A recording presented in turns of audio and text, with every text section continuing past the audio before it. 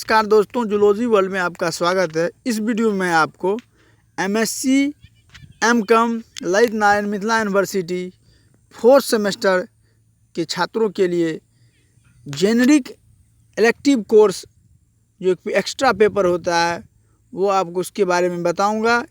Human rights generic elective course जो human rights होता है उस पेपर के बारे में प्रीवियस ईयर पेपर जो भी आया हुआ है 2020 में उस पेपर के बारे में मैं चर्चा करूंगा।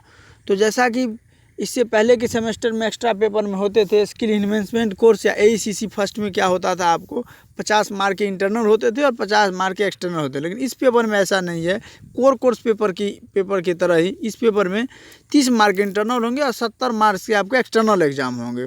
और इस 70 मार्क्स के पेपर के लिए आपको 3 घंटे का समय दिया हुआ रहेगा।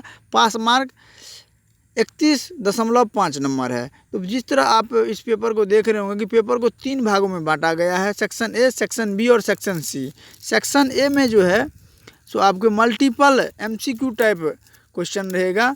प्रत्येक क्वेश्चन के लिए 4 ऑप्शन रहेगा, आपको एक टिक करना है। तो उसमें आप प्रत्येक क्वेश्चन 2 मार्क का होगा, 10 क्वेश्चन टोटल रहते हैं, मतलब 20 मार्क का सेक्शन ए रहेगा।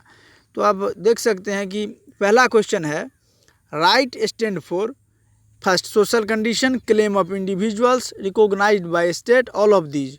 अधिकार का अर्थ है सामाजिक हालत, व्यक्तियों की दावेदारी, राज्य के द्वारा मान्यता, इनमें से सभी।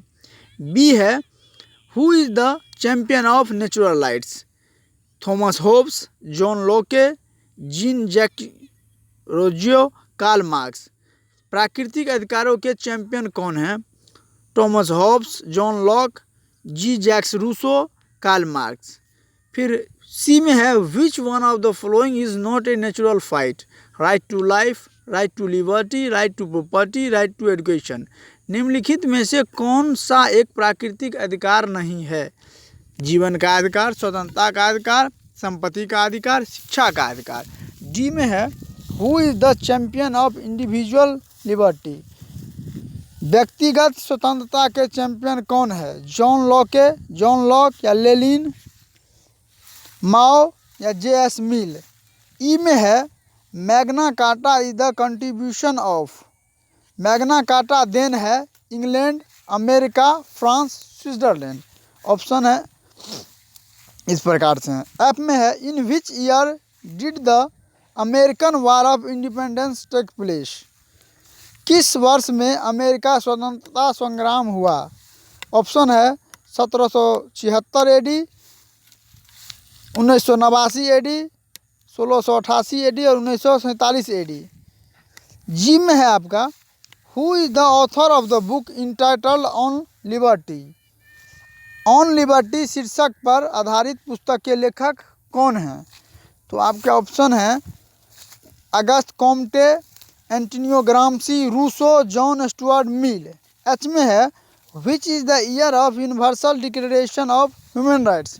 मानवाधिकार के सार्वभौमिक उद्घोषणा का वर्ष कौन सा है? 1951 एडी, 1981 एडी, 1977 एडी, 1946 एडी।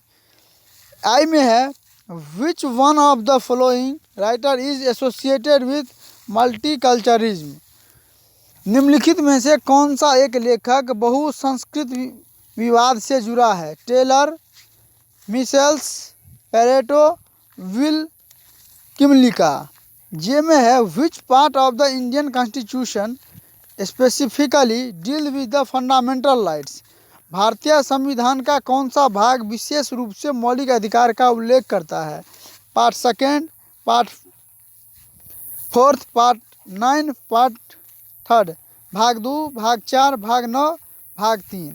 फिर आप सेक्शन बी की तरफ अगर आ जाएंगे तो सेक्शन बी में क्या है, आपको 5 शॉर्ट क्वेश्चन रहेंगे, उसमें से आपको 4 के आंसर देने और प्रत्येक क्वेश्चन 4 मार्क के होते हैं, मतलब टोटल 20 मार्क के सेक्शन बी होते हैं। उसमें है आपके ए में है सेकेंड के ए में liberal conceptual aspects of human rights. मानवाधिकार के उदारवादी अवधारणात्मक आयाम। बी में है मीनिंग ऑफ ह्यूमन राइट्स, मानवाधिकार का अर्थ। सी में है natural theory of human rights, मानवाधिकार के प्राकृतिक सिद्धांत। डी में है significance of Magna carta in England, England में मैग्ना कार्टा का महत्व। और ई में है मल्टीकल्चरिज्म, बहुसंस्कृतवाद।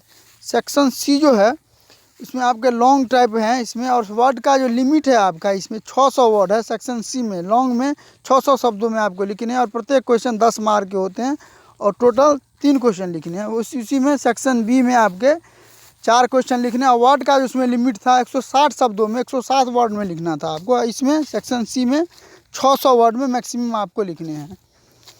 तो इसमें देख लीजिए, discuss the theoretical aspects of human rights, मानवाधिकार के सैद्धांतिक आयामों की व्याख्या कीजिए।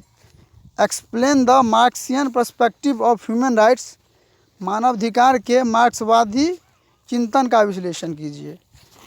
Analyse the Universal declaration of human Rights by the United Nation Organisation, संयुक्त राष्ट्र संघ के द्वारा मानवाधिकार के सार्वभौमिक उद्घोषणा का विश्लेषण कीजिए। छठा है right an essay on diversity and promotion of human rights, मानवाधिकार के प्रोत्साहन एवं विविधता पर एक निबंध लिखें। सातवां है explain the Indian concept of human rights, मानवाधिकार की भारतीय अवधारणा का विश्लेषण कीजिए। धन्यवाद।